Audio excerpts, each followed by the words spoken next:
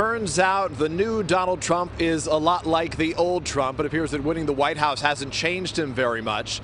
Last night in Cincinnati, wrapping up the first leg of what transition officials are calling a thank you tour, Trump really soaked up his supporters' adoration and even made a surprise announcement naming his pick for Secretary of Defense.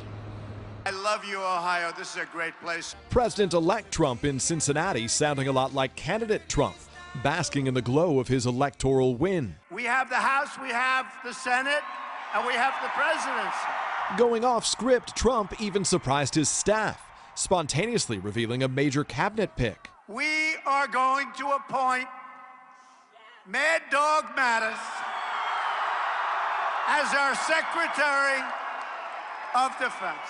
But we're not announcing it till Monday, so don't tell anybody. My people over there are probably saying, you weren't supposed to do that.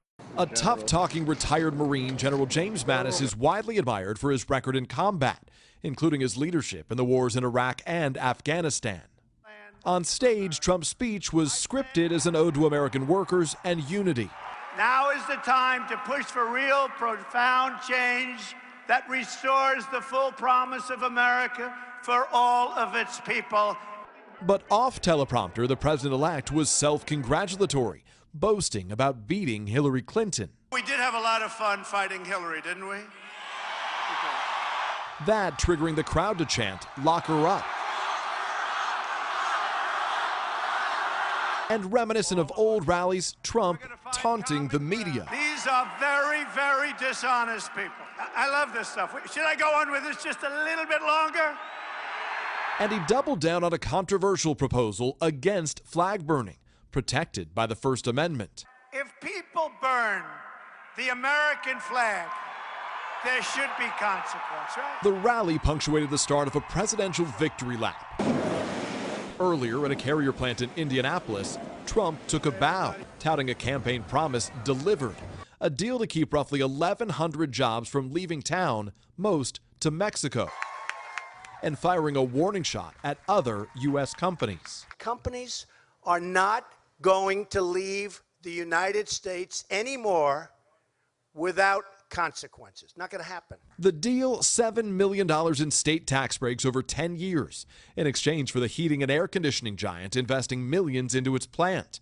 But another 1,300 jobs are still headed to Mexico.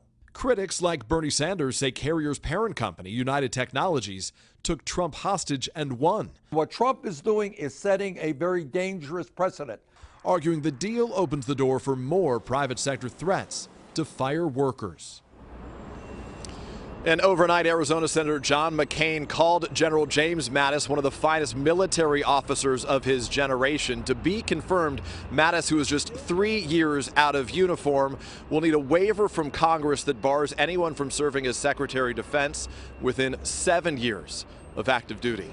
Matt and Savannah. Hi, Peter Alexander. Peter, thanks. Hello, Today fans. Thanks for checking out our YouTube channel. Subscribe by clicking that button down there and click on any of the videos over here to watch the latest interviews, show highlights, and digital exclusives.